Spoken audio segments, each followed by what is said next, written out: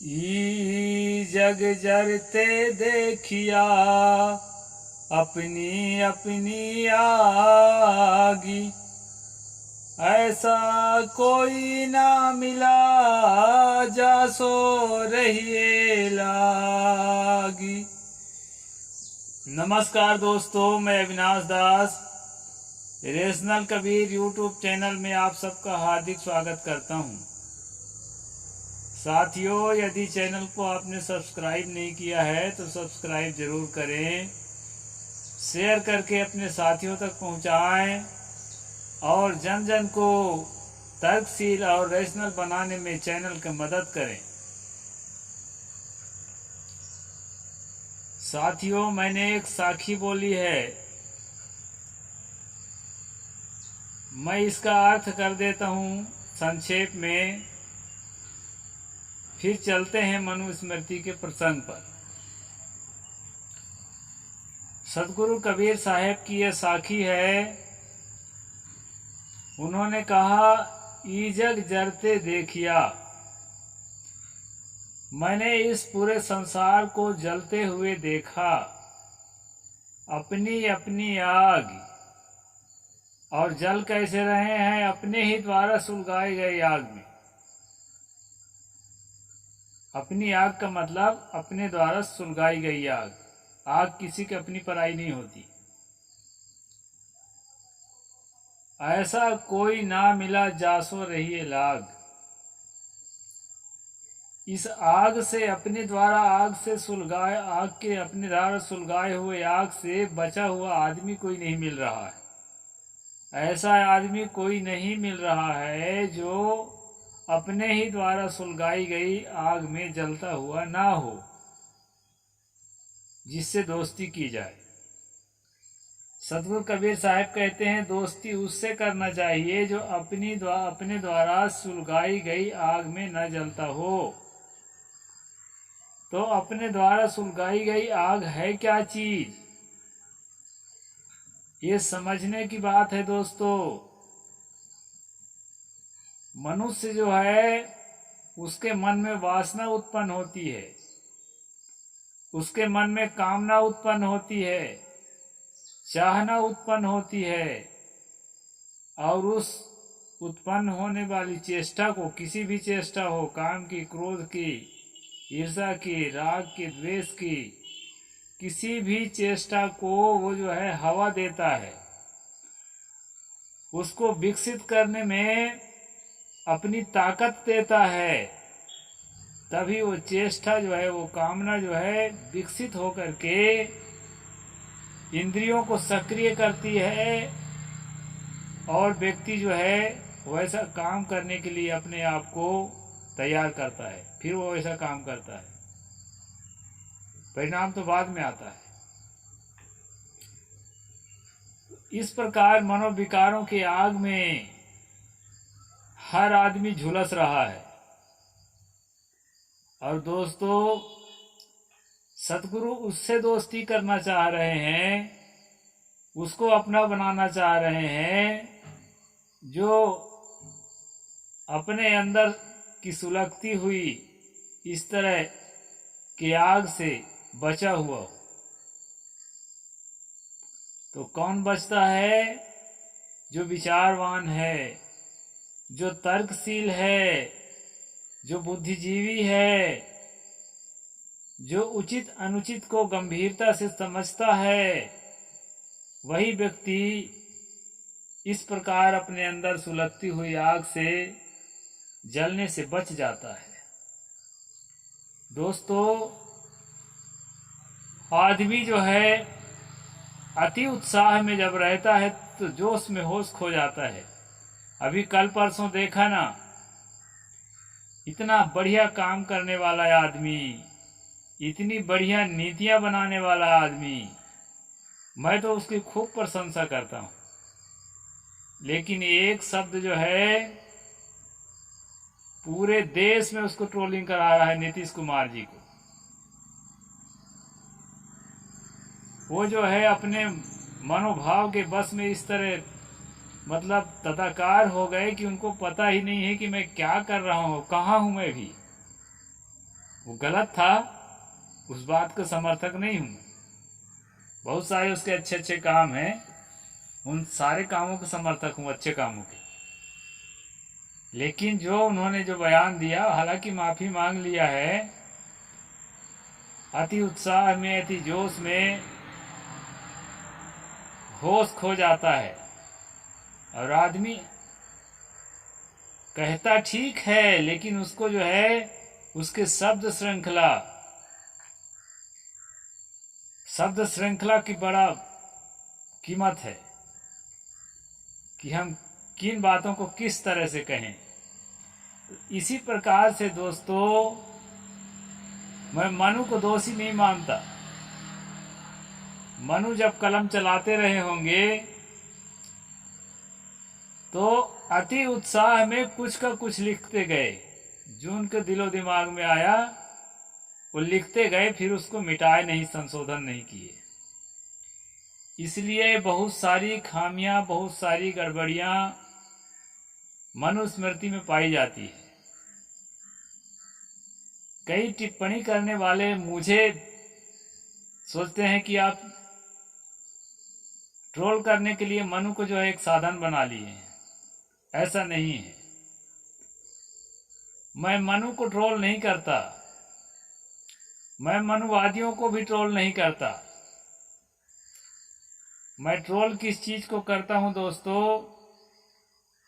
जब धर्म के नाम से, राजनीति के नाम से हम मन बना लेते हैं कि ये जो है ना परम सत्य है, ऐसा होना ही चाहिए, क्योंकि ये मेरा कहा हुआ थोड़े है, ये परमात्मा का कहा हुआ है, परमात्मा के आदेश है, आज्ञा है, ऐसा होना ही चाहिए।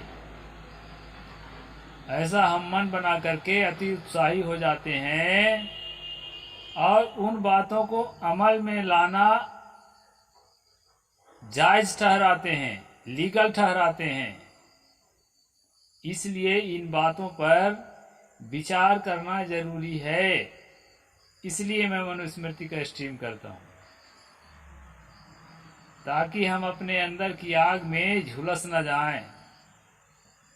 हमारी भावना किसी भी बात पर जब टिक जाती है तो हम जो है उसके विपरीत सब कुछ झूठ समझते हैं, सब कुछ गलत समझते हैं, सब कुछ इनलीगल समझते हैं। इस कारण से है दोस्तों, मैं किसी के खिलाफ नहीं हूं। खिलाफ तो मेरा स्वभाव ही नहीं है। तो चलते हैं। कल हमने पढ़ा था कि ब्राह्मण को ही दान के लिए पात्र समझा जाए, चाहे वो विद्वान हो चाहे अविद्वान हो, चाहे ब्राह्मण ना भी हो, यदि कह रहा है कि मैं ब्राह्मण हूं तो उसको दान देना चाहिए।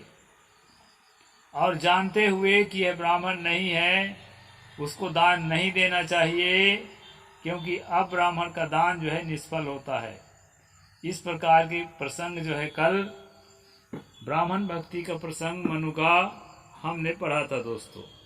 आज पढ़ेंगे, चूंकि ये क्षत्रियों को राजधर्म बता रहे हैं मनु, उसी का अंश वो भी था। आज जो है युद्ध वाला अंश है। तो दोस्तों बहुत सारी बातें हैं। क्षत्रिय को किसके साथ लड़ना चाहिए, कहाँ पीठ दिखाना चाहिए, कहाँ पीठ नहीं दिखाना चाहिए, इस तरह से बहुत सारी बातें आज आएंगी। और जो है किसको मारना है, किसको छोड़ना है, और सरेंडर होने वाले के साथ क्या व्यवहार करना है, इस प्रकार से बहुत सारी बातें इसमें आएगी। लेकिन साथ साथ दोस्तों बहुत सारे श्लोकों को नहीं पढ़ूंगा, बहुत हो जाएगा, क्योंकि उसी बातों को बहुत बार जहाँ रिपीट होता है, मैं आपको पहले भी बता चुका हूँ, उसमें सारे श्लोकों को मैं नहीं पढ़ा चलता। कुछ श्लोकों को ले लेते हैं। ना सुप्तम ना विसन्नाहम ना नग्नम निरायुधम ना युद्धमानं पश्यन्तम ना परेण समागतम ना युद्ध व्यसन प्राप्तम नार्तम नाति परीक्षतम ना भीतम ना परावित्तम सताम धराम मनुस्मरण।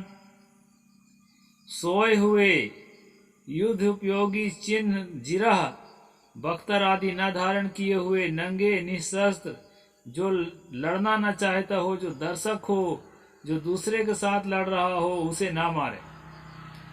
इस प्रकार दोस्तों, अगर सैनिक भी है, लड़ाकू भी है, लड़ने को तैयार नहीं है, लड़ने के लिए उसके पास साधन नहीं है, ऐसी स्थिति में उसको नहीं मारने की सलाह यहाँ मनु दे रहे हैं। जैसे अभी फिलिस्तीन के युद्ध में इजराइल जो है हमास को न मार करके वहां की आम जनता पर आमादा हो चुका है।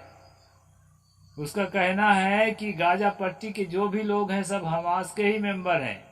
छोटे छोटे मासूम बच्चे, हॉस्पिटल में रहे हुए रोगी, गर्भवती महिलाएं और बूढ़ियां, बूढ़े, बच्चे जो भी हैं वो सब हमास के जो है मेंबर हैं।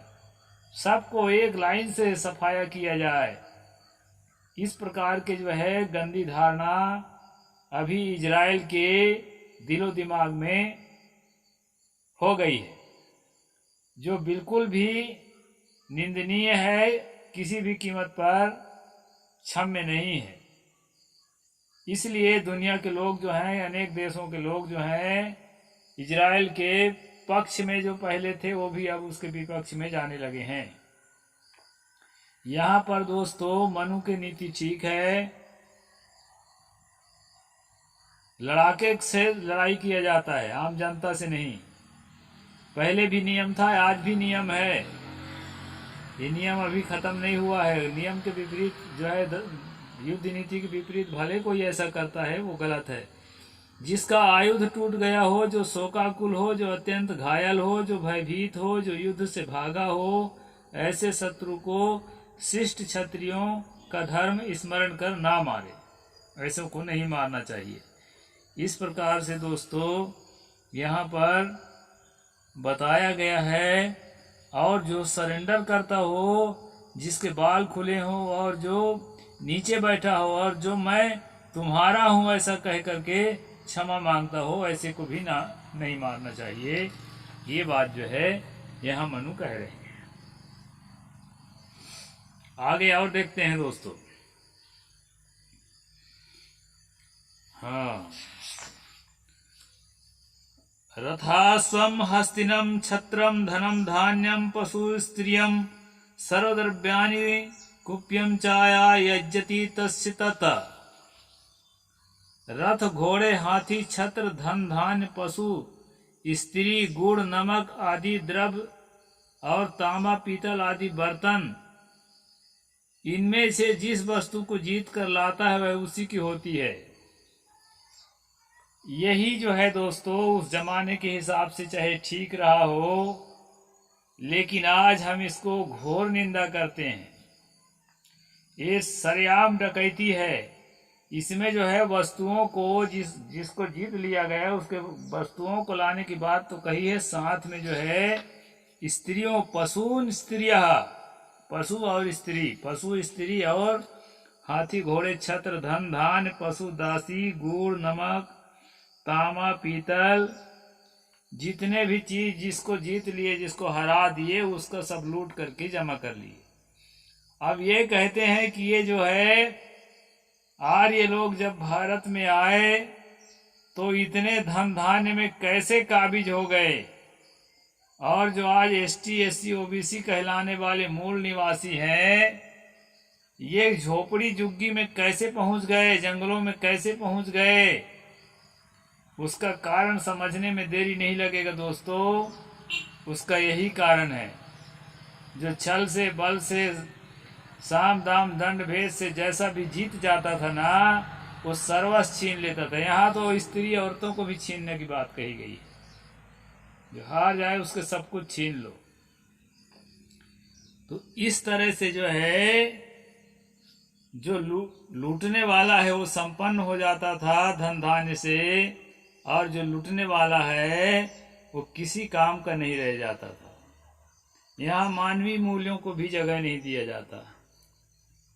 जबकि कोई किसी के राज में आक्रमण करने वाला वो, जबकि जिसके आक्रमण करे हैं उस बेचारे का कोई गलती भी नहीं है, राजस्य दद्युरुद्धारमित्येषा वैदिकी श्रुतिः राज्ञा च सर्वो देवो दातव्य पृथ्वी जतम। युद्ध में जीते हुए हाथी घोड़े रथ आदि सब कुछ राजा को अर्पित कर दे। सेना का कर्तव्य है कि वो जीता हुआ को सब कुछ राजा को दे दे। यह वेद वचन है। अब बताइए, वेद जो हिंदू धर्म का सबसे मान्य ग्रंथ बताया जाता है, कहते हैं कि ये वेद में लिखा है। अब कहाँ पर लिखा होगा अभी देखना पड़ेगा, लेकिन मनु कहते हैं कि ये वेद वचन है। सभी सैनिकों द्वारा एक साथ जीता हुआ जो धन है उसे राजा सैनिकों में बांट दे। वो राजा को दे, फिर राजा सैनिकों में ही बांट दे। यह अनिंदित सनातन योद्धाओं का धर्म कहा है। ये जिसको सनातन धर्म ये लोग कहते हैं ना, उसका यही धर्म है, डाका डालना। डाका डालना ही सनातन धर्म है इसके अनुसार, मेरे अनुसार नहीं। यानी जितना लूटते बने, जितना झपटते बने, लूटो, खसोटो और खजाना भरो। और ऐसे लोग आज प्रजातंत्र में जब अफसर बनेंगे, मनुस्मृति की मानसिकता वाले नेता बनेंगे, जस्टिस बनेंगे, मजिस्ट्रेट बनेंगे, चीफ जस्टिस बनेंगे, तो क्या करेंगे आप अनुमान लगा लीजिए। क्योंकि ये सिद्धांत दिलो दिमाग में रहता है कि जितनो लूटो खसोटो, जितना मारो काटो, वो कोई पाप नहीं है, सनातन धर्म है। योद्धाओं का सनातन धर्म है। ये सनातन धर्म हर आदमी का अलग अलग बताया है दोस्तों। सनातन धर्म कोई धर्म नहीं होता। मनु को पढ़ेंगे, गीता को पढ़ेंगे तो आपको मिलेगा कि शूद्र का ये सनातन धर्म है, क्षत्रिय का ये सनातन धर्म है, ब्राह्मण का ये सनातन धर्म। उनको जो काम बताया गया उसी को, उसके लिए वो सनातन धर्म। जो स्वधर्मे निधनम श्रेयम पर धर्मो भयावा का है ना, उसके वही अर्थ होता है। यहाँ पर हिंदू मुसलमान वाला धर्म नहीं है। ये सारे चीज थे भी नहीं को लिखे उस जमाने में। तो इस प्रकार जो है, अलब्धम चैव लिप्सेत लब्धम रक्षेत प्रत्यनतः रक्षितम वर्धेत चैव वृद्धम पात्रेषु निक्षिपेत। जो पदार्थ भूमि रत्न आदि प्राप्त न हो उसको पाने की इच्छा करे। यानी जो चीज हमें नहीं मिला है, दूसरे के कब्जे में है, उसको लड़ भिड़ करके छीनने की इच्छा करे। और जो संपत्ति जीत कर लाया हो उसके यत्न पूर्वक रक्षा करे। रक्षित धन को बढ़ाने की चेष्टा करे और बढ़ा हुआ धन सुपात्रों को बांट दे। इस प्रकार से दोस्तों, अप्राप्त को दंड चतुरंगिनी सेना बल को पाने की इच्छा करे। जो संपत्ति जीत कर लाया हो उसकी देख रेख से रक्षा करे। रक्षित धन को वाणिज्य व्यवसाय द्वारा बढ़ावे और बढ़े हुए धन को शास्त्रीय विभाग के अनुसार पात्रों में दान दे। यानी लूटो खसोटो और मारो काटो और धन ला करके ब्राह्मणों को दान दो। क्षत्रियों के लिए मुख्य काम यही दिया गया था। इस प्रकार से दोस्तों, हमने यहाँ क्षत्रिय का जो धर्म है उसके अंतर्गत कुछ अंशों को देखा है। नित्यमुद्यत दंड स्या नित्यम विव्रत पौरुषः नित्यम संवृत संवार्यो नित्यम छिद्रानुसायरी। सर्वदा सेना को तैयार रखे, नित्य अपने पुरुषार्थ को दिखलावे, अपना मंत्र सदा गुप्त रखे और शत्रु के छिद्रों को नित्य पता लगाते रहे। ये सारा दिमाग उसी में लगाओ, कैसे कहाँ पर डाका डालना है, कैसे किस राजा को लूटना है, कैसे उसकी संपत्ति को, उसके घर की स्त्रियों को हड़पना है। इसी में दिन रात निगाह लगा के रखो, उसी में दिमाग खपाओ और जो है काम सिद्ध होने पर खुशियां मनाओ और ब्राह्मणों को दान दो। एक बात यहाँ अच्छी है कि जो सरेंडर करने वाले हैं उसको ना मारे, आज लड़ने को तैयार नहीं है उसको ना मारे। ये बात ठीक है दोस्तों। और बाकी तो मुझे डकैती जैसे लगा। साहिब बंदगी। जय भीम, जय जोहार।